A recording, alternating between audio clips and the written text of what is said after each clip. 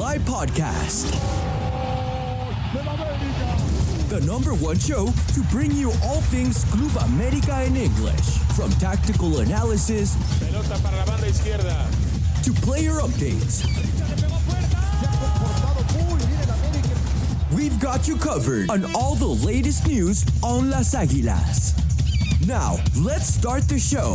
This is the Eagle Eye Podcast.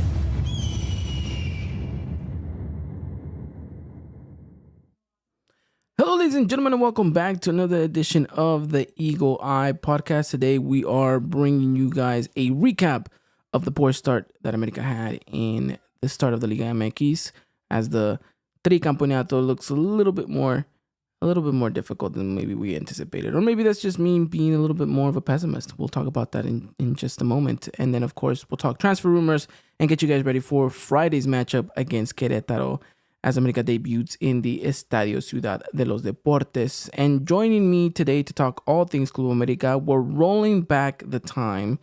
And it's going to be none other than everyone's beloved Cowboy, none other than Mr. Dylan Jimenez, a.k.a. Cowboy Dan. Dylan, how are you, my friend? Doing good, man. Doing good. It feels good to be back. I know I've been gone for a little bit, but, life's just been busy and a little hectic, so... Here we are, but I'm glad to be back, man, and talk a little bit about this first game and season underway now. Absolutely. Well, we're happy to have you on. We know that you're more difficult to get on camera than the president himself, so we're happy to have you. And let's talk America. Let's talk about Las Águilas del América and exactly what went wrong. And is it too early to start panicking, Dylan, after the result against San Luis? Yeah. To me, in my opinion, I really is. I mean, considering the fact that we're going to go 5 weeks and then this Leagues Cup or something like that. Yeah. So go 5 weeks, Leagues Cup. And I just for me, whenever the game started and watching back those highlights, I hated how it started at 6 because I had to work and missed the first half.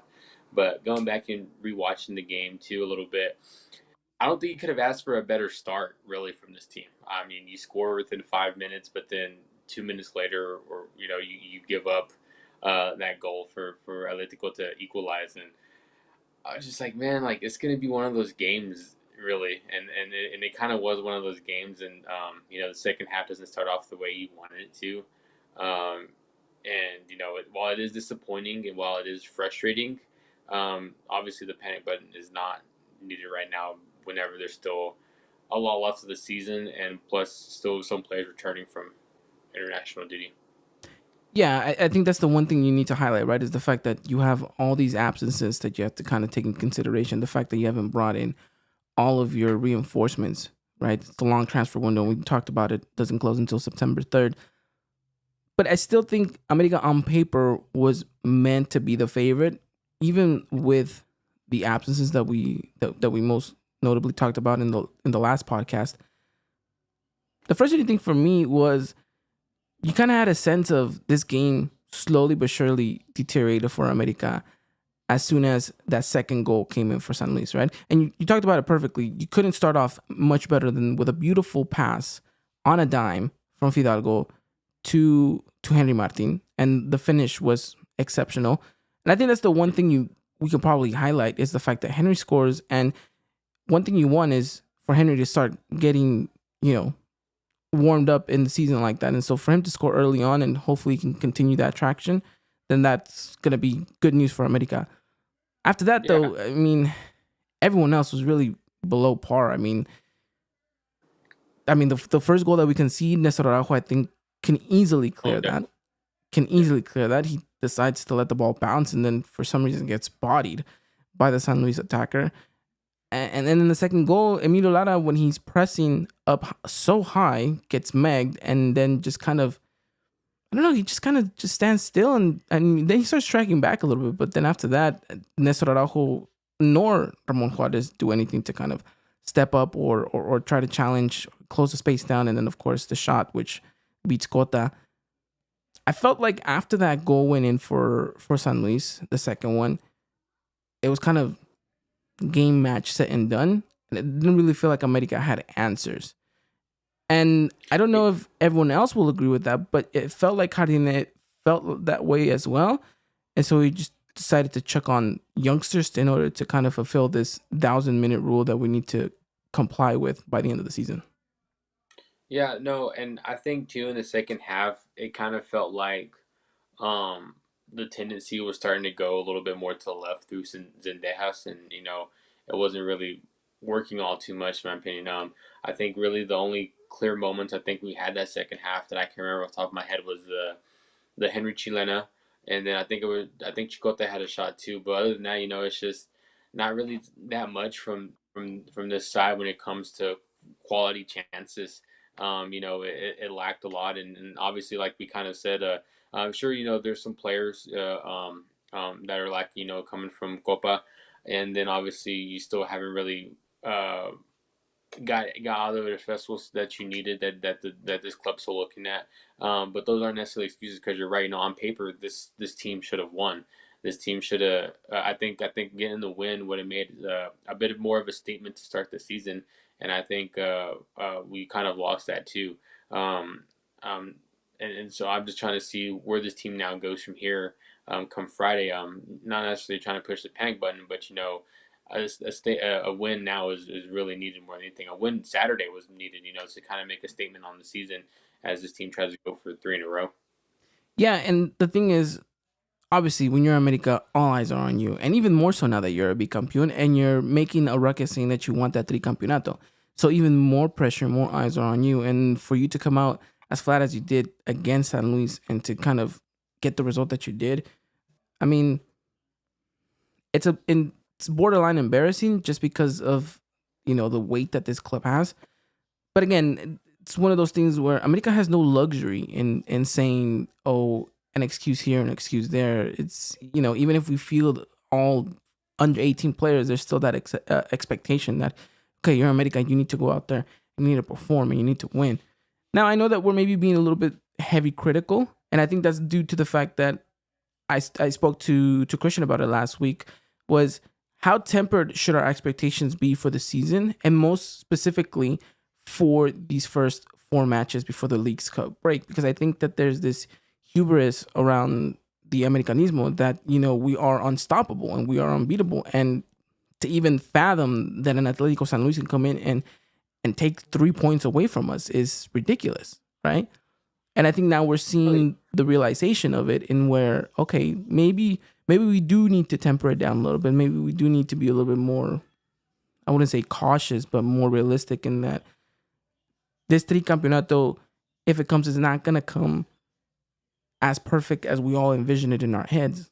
Because yes, when America has a full squad and hopefully we splash the cash on a good reinforcement for that Quiñones vacancy, then you're thinking, okay, we are unstoppable, quote unquote. But I think you need all those pieces to gel together. And it's not as simple as just saying, XYZ is going to come in and, problem solved. I think that there's going to be a lot more into this. And I think these first 4 games are going to be a little bit difficult for America. It's not going to be so easy. Yeah.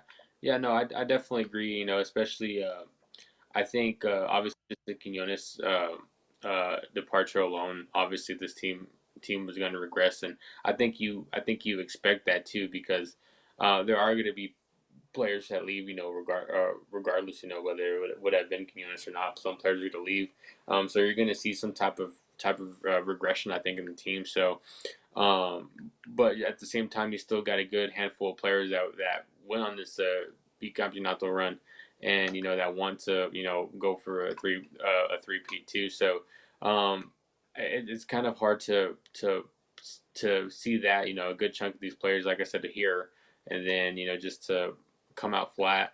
Not necessarily. I know it's like you said, it's still a long transfer window, but not see the players come in sooner is a bit of a frustration for me too. And I know I voiced that to y'all, in our group chat and everything.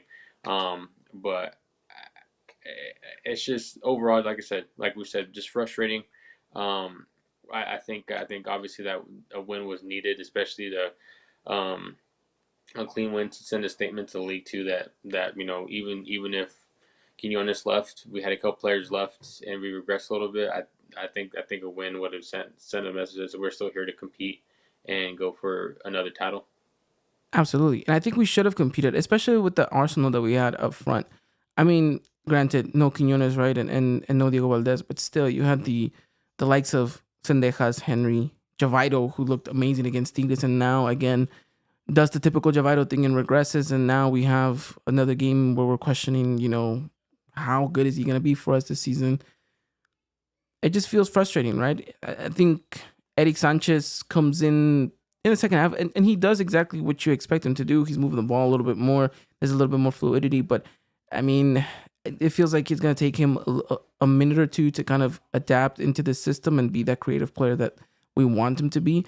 And then the question is, now that Diego Valdez has returned, where do you play him and Chiquito Sanchez, right? So it's going to be a frustrating couple of games for Jardine in order to figure out exactly how he wants to plant this system. But one thing's for sure, I mean, we need that Quinones replacement ASAP.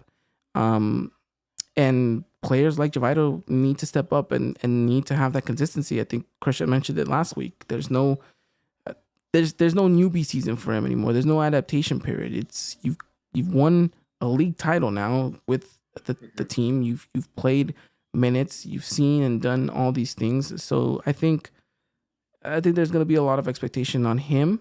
And so hopefully against Queretaro, he can show up and showcase as to why he is the player that we can all hope that he can be. So, but yeah, frustration all around. I think this was a game in where, America just lacked answers. And the youngsters didn't really bring a lot either. I mean, I think Diego Reyes, with like the 5 minutes that he had on the pitch, was impressive. And 2 of those minutes were eaten up by a yellow card foul that he gave to a San Luis player. So it's not much to go off.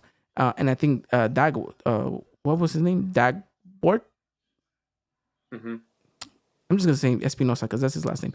Espinosa on the right-hand side is look promising. I think he's a much better competition on that right-hand side for Kevin and Israel Reyes than Emilio Lara. And I think it's time that we find a home for Emilio and Nestor Araujo. So, we'll see what happens. That's the one thing when I was rewatching the game and everything, I was like, Nestor Araujo just kind of showed he doesn't need to be in the America jersey anymore.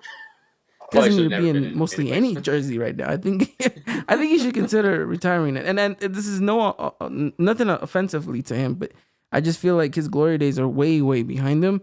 And the constant injuries have just proven that, it's slowing him down even much more. So it's unfortunate, but I guess it is what it is. And we got ourselves in a situation for giving him that long of a contract. Yeah. So. And I think here we are now wanting Igor to come back now. Yeah. And look, I'm not the biggest Igor fan, but boy, did I miss him on Saturday, especially in those clearances because, Igor's not someone that let himself get bodied so easily. So, yeah, we'll see. I mean, we'll talk about it during the transfer segment, but it looks like he's all wrapped up in order to return as an America player. So, it'll be interesting to see how that contract looks, to be honest. But talking about the San Luis game, I think overall just a disappointment. It's a poor start to the season, but I see nothing but optimism in the Americanismo, especially over on Twitter. It seems like I don't know how much you believe in superstitions, Dylan, but it seems that the case is that whenever we lose the first league game, the title seems to be following up afterwards. It happened last year in the start of the Apertura, and it started, I think, what was it? In 2018 when we lost in the Clausura with Piojo, and now, lo and behold, hopefully America can make it 3 times in a row in order to secure that 3-peat.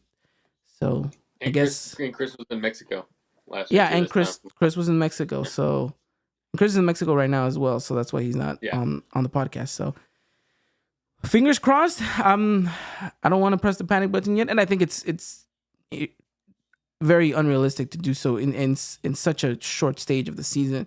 I think that we just got to give it time. And that's the unfortunate thing about Liga MX is they don't give you much time, right? America didn't have much of a preseason. America just kind of had vacations and boom, straight back into it. So these next upcoming games are going to be kind of like our preseason. and then the friendlies against Chelsea and Aston Villa as well. Yeah. And then Leagues Cup too. I mean, like I said, Yeah. it goes to show too, like these next few games, especially in league play, is going to be very crucial to where we stand whenever the league starts up again after Leagues Cup. And I think that's why it was so important when we were looking over these next 4 games. Me and Christian, we talked about a potential of having 12 points, and that wasn't out of the realm of possibility. Now that's not an option for you as America, right? Now you have to hope for 9 points and hope that will carry you up in the table long enough for that when the Leagues Cup break happens, you're coming back into a favorable position because, now you dropped some 3 very important points in where you thought America should have gotten them. Now you're looking at that Tigres game and thinking that was our one kind of wiggle room to kind of maybe drop a point in here and there. But now that looks like a must-win game as well. No, yeah, 100%. But like I said, time will tell. I think too, it's just one of those things like who's going to be fit to play, especially when they come back. Like Valdez, when he comes back, is we going to see him off the bench? Is Fidalgo going to start there? And then, like you said, well, we have Chiquito too. So who do you kind of put in there at that moment too? Yeah, it'll be interesting. And we'll talk about that when we preview Queretaro. I think that there's some interesting rotations that could be made in the midfield, and we'll talk about that a little bit later on in the podcast. But yeah, America starts off the Apertura with a 2-1 defeat to Atlético San Luis. And now, hopefully, nothing but uphill luck for America. So we'll see what happens there. So with that mentioned, Dylan, anything else you want to talk about in regards to this game, or should we move on to the transfer segment? No, just I think we kind of covered it all, really. I mean, just a little disappointing. Still on paper, that's a game we should win, but here we are now. Here we are indeed, absolutely. But all right, let's move on over to the transfer segment of things, and this is what I got. We alluded to it earlier, right? I have Igor Sanchez, Igor Lichnowsky.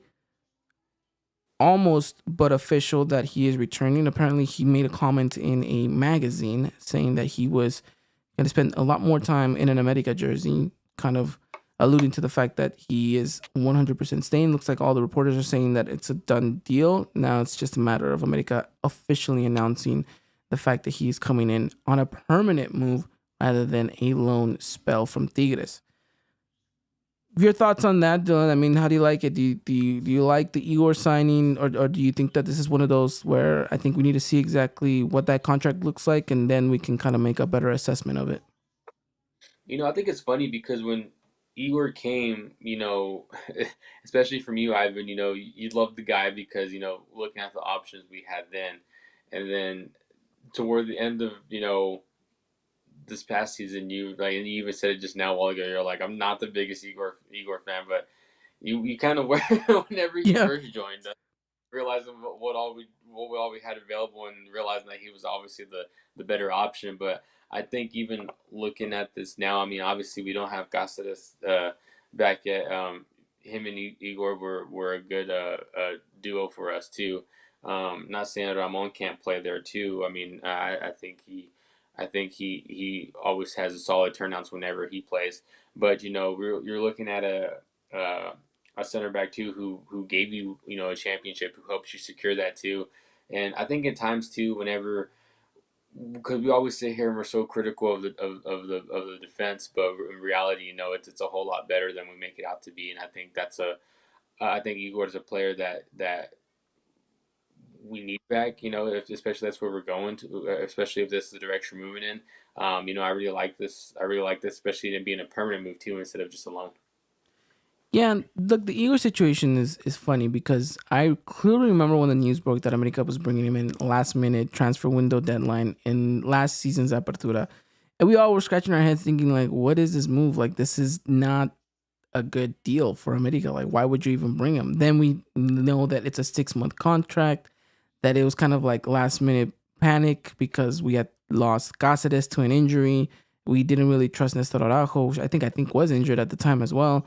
So we all were kind of scratching our heads thinking like, prove us wrong in a sense, but we don't really like it. And lo and behold, he did. He proved us wrong. He was sensational in the first game against Chivas, and then kind of just cemented himself as the starter from there on out.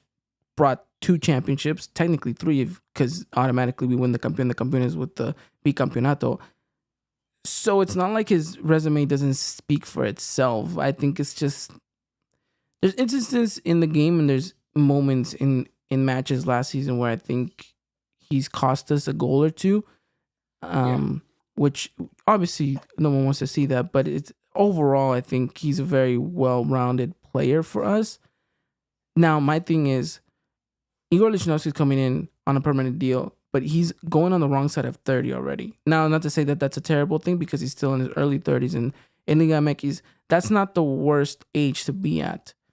But we've seen it with the likes of Emmanuel Aguilera. We've seen it with the likes of Bruno Valdez. We've seen it with all these players that, they reach a peak and slowly but surely after turning that age, they slowly start to deteriorate.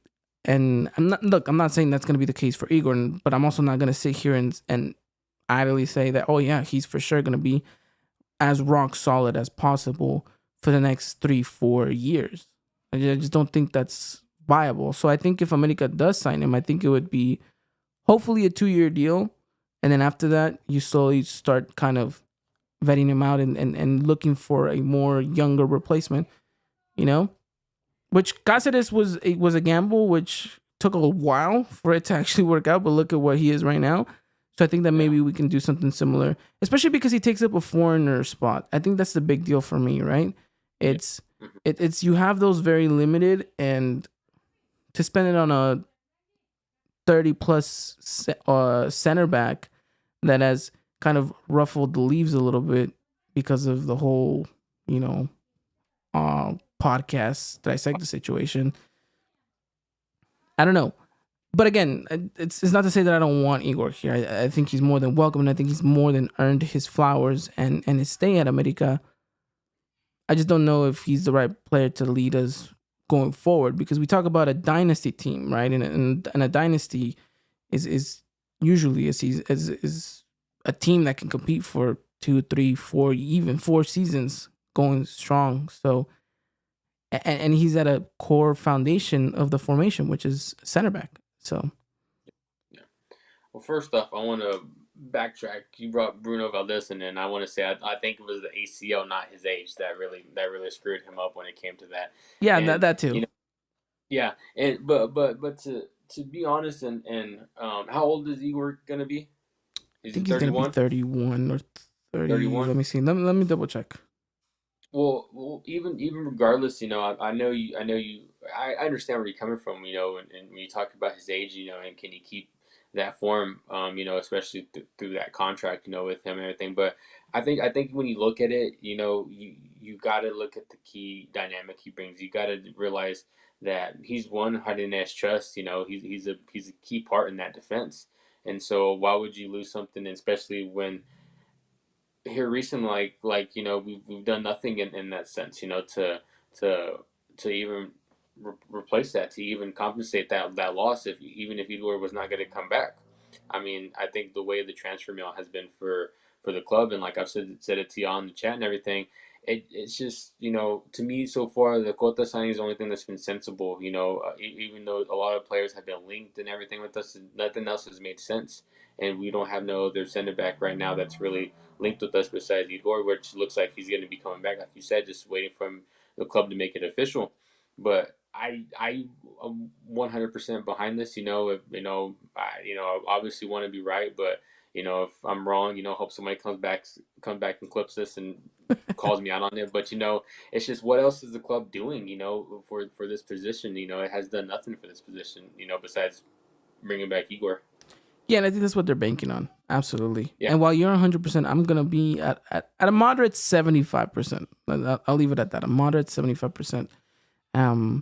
But yeah, looks like now if they were linked to somebody else, and it doesn't happen, and all we get is Igor, then of course, then I'm probably with you at 75-70%. But nothing else has happened yet when it comes to that position and what the club wants to do with it. Yeah, I think the club's looking at it and being like, you know what? it's working. Why fix it?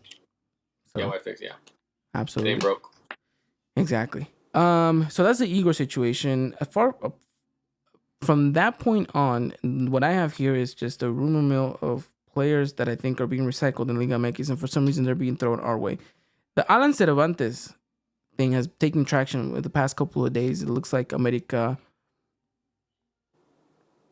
from reports, are saying that he's 100% confirmed. I'm hesitant about those reports, but Alan Cervantes, center defensive mid, that's a third center defensive mid to add to this team, right behind Jonathan Dos Santos, Santi Naveda, and Jesus Ivan Rodriguez. So that would make him the fourth center defensive mid. Dylan, what are we doing? That's what I'm saying. What are we doing? like it doesn't make, like I said, like the Cota signing has so far been the only thing. Nothing else seems sensible what this club is doing. Do you not just realize, like, we just sold Quinones, and Zendejas was, extend him, and then sure, I mean, he's there, but it's just who else is there? Like the left wing is obviously a big need right now. And especially Chava gone, but Chava, Chava, yeah, that's all I can say. But it's obvious, like this, like the board's just not. It just doesn't really seem like it's interested in just seeing like this, like we need to replace this thing. They just look at a player and say, oh, this guy, and let's try to. Oh, he's available. Yeah, he's available. Let's let's splash the cash.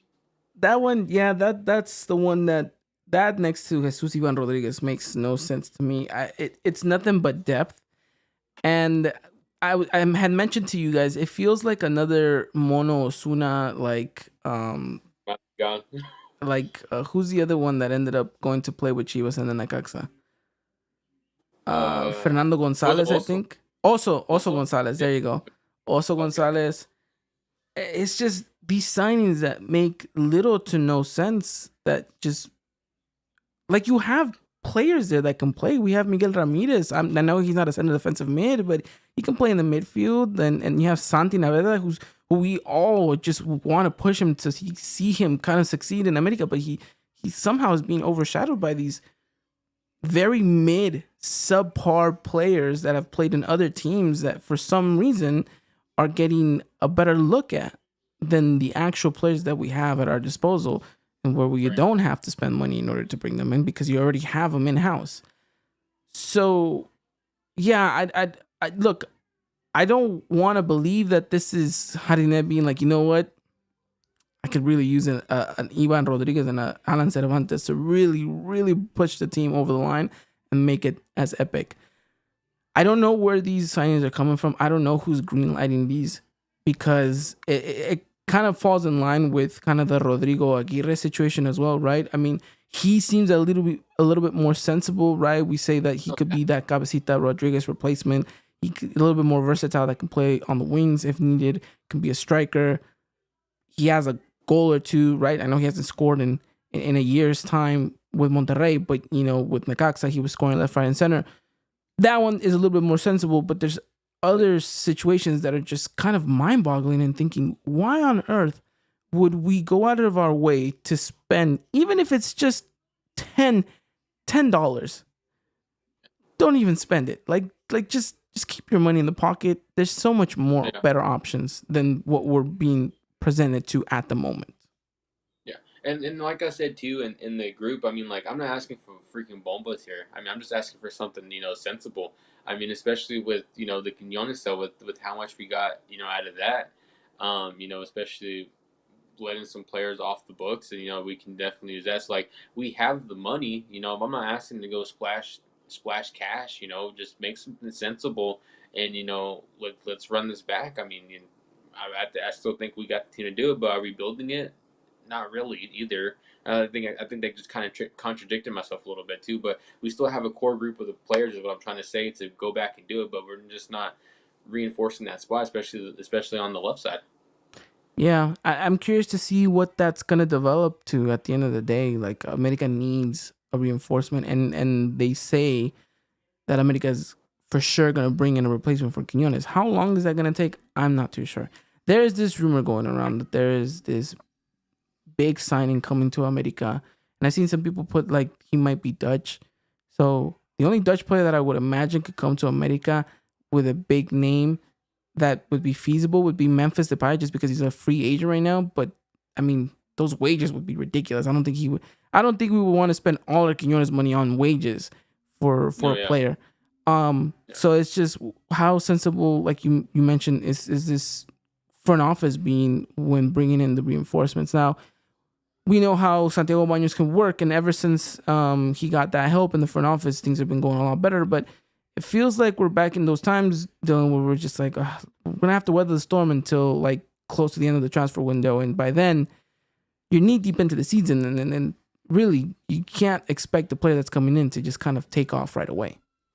Right, which is the frustrating part too. And like I know you said it, and I know Chris told me at first too. I was like you know, it's still September, the transfer. There's plenty of time, but again, like you said, it feels like too that this team is gonna wait till the last minute to buy somebody, and it's not gonna make sense.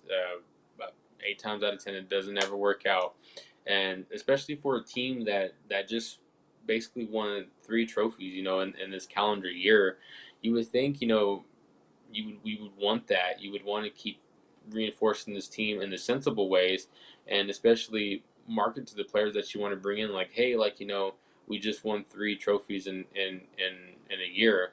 Come win a third one with us in the league. You know that, and none of this is making sense to me, and that's what the frustrating part is. Same, and the other rumor is right that Victor Davila could potentially be that Quinones replacement. Yeah, Which I know for some of you guys it makes sense. It's a sensible signing. For me, I don't think that's a Quinones-esque move. I never really saw Victor Davila like that, and I still don't. I mean, I've seen him in Copa America. It wasn't flashy. It wasn't outstanding for me. So, I mean, we'll see. We'll see how things develop. Spot. Hmm? You don't want. He takes up a foreigner spot. He takes a which you don't foreigner want. spot as well. And look, I know that Quinones' replacement was going to take a foreigner spot regardless, but I think you need to be sensible with these because, you know, with this new rule coming in next year that, you know, these foreigners need to be kind of the creme de la creme, that they need to be these highly rated foreigners. So, you know, America needs to vet these very well. So, I don't know. It's frustrating right now, the transfer market for America. And not so much because we haven't brought in anyone, but I think it's the names that are being linked with right now, which is the frustrating thing about it, because you're expecting a Memphis Depay, a Griezmann-esque type of a player being correlated with America. Not an Alan Cervantes. Yeah, a Jeremy Menez. There you go. Like that type of player. But not an Alan Cervantes. Like, you know, and stop it with these ex-Chivas players, please. Absolutely no need for it. So it's frustrating, but I guess it is what it is in that sense. And so that's America's transfer window so far, and I guess nothing else to do but just keep going. Yeah, just sit and wait. Yeah. Sit and wait. But all right. I think that does it for me in transfer rumors. I might be missing someone. I'm not too sure. Do you have anybody that I forgot? No, I think we've hit it all on the head right there. You said Davila, you said Cervantes, Aguirre. Yeah, that's all I could think of off the top of my head. Yeah. That's what I got as well. I think it's just, it is what it is, I guess, in that sense. Yeah. Like you said, no, it's just playing the waiting game, which nobody wants to do. Yeah, no, absolutely nobody wants to do, but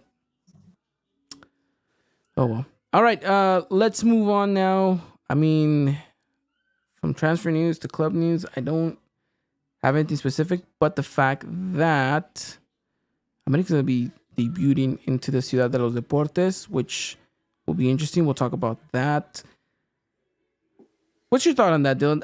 How do you think that's going to fare on the players having no Estadio Azteca for 2 years? Correct me if I'm wrong, but didn't they play like at least one game there last season? And yes. Then but then they were like, we're delaying the construction for that Azteca, and they're not playing there the rest of the season. Correct. They played there against who was it that we played against in Real Esteli? So we played against Real Esteli in the CONCACAF Champions Cup. The second leg was at the Ciudad de los Deportes. And the reason why was because Karol G had a concert at the Estadio Azteca. So the Bichota took preference that time, which is fine. I guess it was a Wednesday game. It was actually on Valentine's Day. I remember clearly. So that's right. Yeah, it was. It was okay. So yeah, that's gonna be our new home. I mean, I understand, like, the construction's needed. I mean, obviously the World Cup, but I just hate it too at the same time because it's not the Azteca. So yeah, and I think I mean, like, I understand it was a midweek game, but I mean, it also seemed like too, like, the stadium wasn't full for that game. So that's kind of the little worrying part too. But like I said, maybe it changes, because the game's going to be Friday, but compared to a weekday game. But that's kind of the one thing I'm a little worried about. Absolutely. Let's talk about that game, right? Because America's debuting at home, quote unquote, against Queretaro.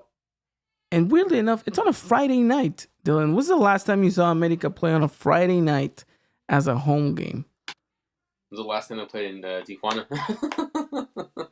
Yeah, that's the last time you saw America play on a Friday. But it just feels like America's been demoted to like the Viernes Futbolero in with like Puebla and Mazatlan and all those teams. It looks like we've been thrown into that mix because we lost against Atlético San Luis. That isn't the case because it kind of was already programmed like that. I would have to see if there was a scheduling conflict between Cruz Azul and America home games, and that's why America needed to be pushed to Friday. But yeah, it's unfortunate, but it is what it is. So America's debuting in the Estadio Ciudad de los Deportes against Querétaro on Friday. That's going to be at 6 p.m. Pacific, 8 Central, and then 9 Eastern. So typically a normal start if it was a Saturday night, but it's now a Friday night, and we mentioned it, Dylan, a must-win game for André Jardine, Yeah. I mean, like I said, like, must-win game, especially after you dropped this past Saturday, especially with League Cup right around the corner. And I think too, like, on paper, this is a game that this team should win. Yes, and it feels like we've been in this situation before, right? On paper, must-win match. It's one of those things in where you're just like, okay, go out there, perform, and give us the 3 points. Is this going to be another one of those games in where we suffer to get said 3 points? Because it always seems that we find a way to complicate our lives against these teams where we think, oh, we should win, but all in all, we end up finding a way to kind of trip over our own shoe. Yeah, no, I mean, I think if you have this is what's the tricky part, because I mean, like I said, like, it was a great start. It's the start that you wanted to start the season. Especially with one of your in the club's history top goal scorers. Henry Martin scoring. Just the beautiful goal, but. But after that, if you fall flat, if you don't respond, especially if you do slip though and give up the goal, then I just kind of see this team in the sense of repeating what they did against the Atlético San Luis too. Yeah, I agree. Funny thing, Midwestern Cholo saying last season they played their first home game on a Friday too. It was lost against Juarez. So I guess more narrative to add to that speculation, right, Dylan? So if we want to win the championship, we got to lose this Friday now. No. We already lost. So I guess the speculation goes America loses their first game of the season, and America has to play their first home game on a Friday. Oh, okay. Yeah. So I think they don't necessarily need to correlate. I think they just need to kind of fall in place. And so I think so far so good. Again, not the most superstitious guy, but hey, if it works, then by all means, we'll come back at the end of the season celebrating and thanking the football gods for placing that format in line for us. So yeah, back to this Querétaro match. I agree. It's something similar that we're gonna see, like we did against Atletico San Luis. Like we're gonna have more of our starters now. Of course, Israel Reyes is back. Diego Valdez is back. I don't think he features though. I think he comes off the bench. Chiquito Sanchez is most likely gonna be starting in this one. If Igor is presented, hopefully within the next day or two, I would expect for him to kind of maybe jump back into it. Never mind. I don't think he starts as a starting center back. He just came back from vacation. So it's unfortunate, Dylan, but it looks like we're going to be playing with Nestor Araujo again. So that worries me. Yeah, no, it definitely does. Yeah. I guess, look, we'll go with this predicting starting 11, and I guess we'll go from there. I'm going to go... Supposedly Malagon should be good to be on the bench again, but I don't think he starts in this one. So we'll have Cota again in goal. On the right... Man, I would really hope that Espinosa starts over Emilio Lara. But I don't think that's going to be the case. So Emilio Lara starts again. Unfortunate. Even though Israel Reyes is back, do you think it'd be better to put Israel Reyes in that center back spot instead of Nestor Araujo? Yes. Right? I'll take it. So I think yeah, you put Emilio Lara on because you don't want Emilio Lara at center back either. So no. Emilio on the right, Israel Reyes as center back, his partner of course Ramon, and on the left, Christian Calderon. In the center mid, it's going to be Fidalgo with Jonathan Dos Santos. At the cam spot, I think it's going to be Chiquito Sanchez. On the right, it's going to be Javairo. On the left, it's going to be Sendejas. And up top, Mr. Henry Martin. I think that's the best starting 11 you can go with, to be honest. Wait, did you switch Javairo and Sendejas? Yeah, so I have Javairo on the right and Sendejas on the left. Oh, okay. I misunderstood you. Okay. Yeah, I agree with that. I see that. Yeah, like you said, I think that's the best starting 11 at the present time, but I think, if Valdez is back on the bench, I think we'll see him feature probably like 30 minutes or something. So. Yeah, and which I hope so, because we talked about it, right? He's such an influential player for America whenever he's on the pitch and whenever he's on his A game. Like this America side transforms to like prime Brazil because of him. Right? And when things happen, it's mostly because our number 10 is making them happen. So I really am hopeful that when he does come in, he can kind of regain that form that he kind of lost during the Liguilla. So. Yeah. Which really sucked to see, but, hopefully he can turn that around. Yeah, bounce back for Diego Valdez.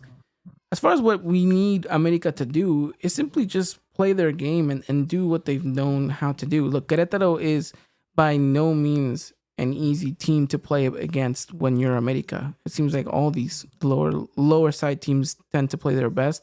So I expect Querétaro to come out with somewhat of a vengeance. I know that they ended up losing their game against Tijuana, so they're kind of in a situation where they want to gain some points. So are they going to be very much defensive and potentially park the bus? Maybe. But then that's going to be the interesting thing is how do you break that down for America? And that's when I think I'm looking at Javairo to come and step up and have a big game. Yeah, especially like we kind of mentioned too, a bit of a stinker, especially not what you want to see from, I think of what we've seen he can be, especially coming off the bench. So you really want him to step up and, have the game that he can have, take on a couple players, get past a couple of them, if he has the shot, shoot it. If not, hopefully Henry's there, can get the header in if he crosses it in. Yeah, and look for Henry. I think, get him another goal would be important to kind of continue that traction. And when Henry's hot, this team's hot as well. So yeah, get him going. It'll be important. And then really honestly, just get the win, right? As pretty as we want them to play, I think at the end of the day, if they're able to secure those 3 points, even if it's a ugly 1-0 victory, I think we'll take the 3 points at this point because we need to build some traction. And like we mentioned, I can't stop mentioning it. It is a must-win game for America. There is no margin for error in this game, and it's crazy to think about that when you're barely in your second jornada. No, and definitely too. I think finding you're finding a good form, especially should have started Saturday, but it needs to start Friday. I think I've said that a lot too. The times we talked in the last season too. Whenever it came between Conca champions and the league, I've always thought we had better form in the league compared to Conca. But now is the time to really find that, especially to find it now before you break into Leagues Cup. Because I think if you're able to build it, you can carry it somewhat into Leagues Cup. But then if you keep playing with that intensity, that good form, then you're going to keep carrying it on into the season whenever it starts up again. Absolutely. Traction is important. And I know a lot of people say, you know what, it's probably better to build that traction later on in the season. But we're America and we kind of have no wiggle room here, right? I keep mentioning this time and time again. This is a club that has zero excuses, that is allowed zero excuses. And you're kind of always put in a situation where you need to win and you need to play good. So, yeah. And it'll be important because, it sounds like the team wants to win every competition that's thrown in front of them.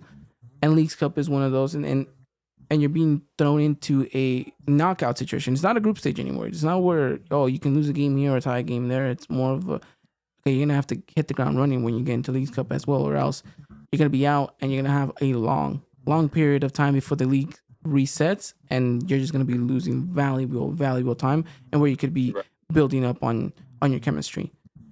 So, yeah, all of that falls in line with this Queretaro game, and that America needs to find a result, needs to get 3 points, but most importantly, needs to start building on something. And hopefully these players can attest to that, and we see a good result, and we see a good matchup as well. So let's see what happens on Friday night at the Estadio Ciudad de los Deportes. It will be interesting, like you mentioned, Dylan. How's the fan base going to turn up? How is it going to be? How are we going to find a way to make this feel our home, at least for this season? As there is talks, of course, that America will be on tour next season, maybe potentially here in the States, maybe in other stadiums. And if that does come to fruition, then I guess that's a whole different conversation as to how that's going to affect the team.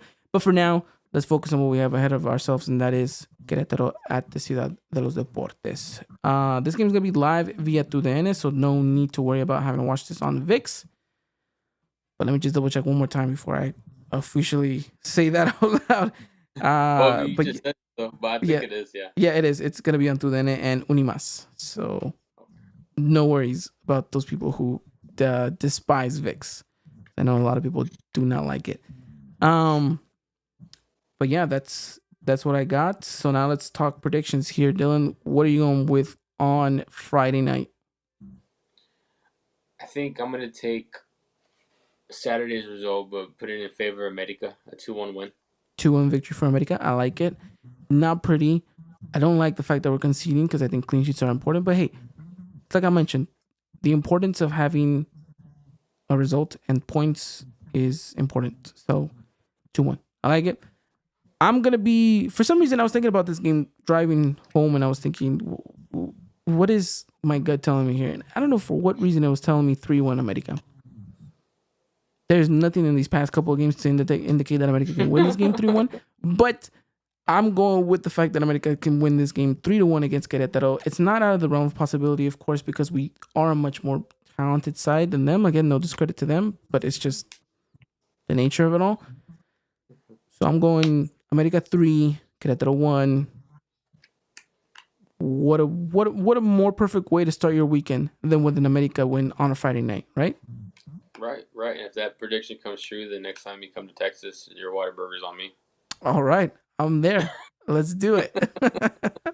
I'm loving it. All right. Well, I guess I'll return the favor. If your result is right, then your in and out is on me. No, it's okay. You can keep your in and out. Oh, that is a debate for a whole nother podcast. But yeah, look, I'm interested to see how this game pans out, and hopefully America walks away with the 3 points, like we mentioned, very crucial and very much needed. With that said, Dylan, is there anything else you want to add on before we wrap it up here? No, I think we've kind of covered it all. I'm glad the season is back, but upset how it started. But I'm just excited for what's ahead. I feel like I still have a good feeling about this season, and just looking forward to it. Absolutely. And I guess all we can say is tune in on Friday to our coverage. We'll do our best to keep you guys up to date with everything going on in the world of Las Águilas del América. I will tell you guys this right now. There will be no full-time graphic on my end. I will be on a boat, Dylan, watching this game. Or at least in hopes of watching this game. I hope perception reaches that far out into sea. We're doing like a little Duffy boat thing, celebrating my girl's birthday. So hopefully there is signal. I'm going to be the captain of the boat. So I have the privilege of... So you're not drinking. Of not drinking, which means it's going to be America on front and center. So let's hope that the signal works, and yeah, hopefully we're screaming goal at the edge of the ocean. Hopefully. But all right, I hope you guys enjoyed this one. I hope you guys had fun. We'll be back next week to talk all things Club America and get you guys ready for, I believe there's a doble jornada, Dylan. So already? Yeah, I think we're going up against Juarez. Let me double check that. I'm over here making claims, not even backing them up. Yes, doble jornada, but it's not against Juarez. It's against Tigres. Oh. On July 17th. So, should be fun. Should be interesting. We'll see how we work around those doble jornada games. But yeah, we'll be back to talk all things Club America. With that said, follow us on Instagram and Twitter at EY Podcast. And we'll be back. Talk all things Club America. Dylan, thank you so much for making the time. It's always a blast. It's always fun to roll the years back and do this again. Yes, sir. Love it, dude. Love it. Miss it. And, I just wish my schedule would comply a little bit more. But definitely love to be on, man. It is what it is. But I know, and, you take the time and we love it. And I know the listeners love it too. They're so super excited. So, all right. Well, you guys have a wonderful time. Take care. And as always, arriba la América. Good night.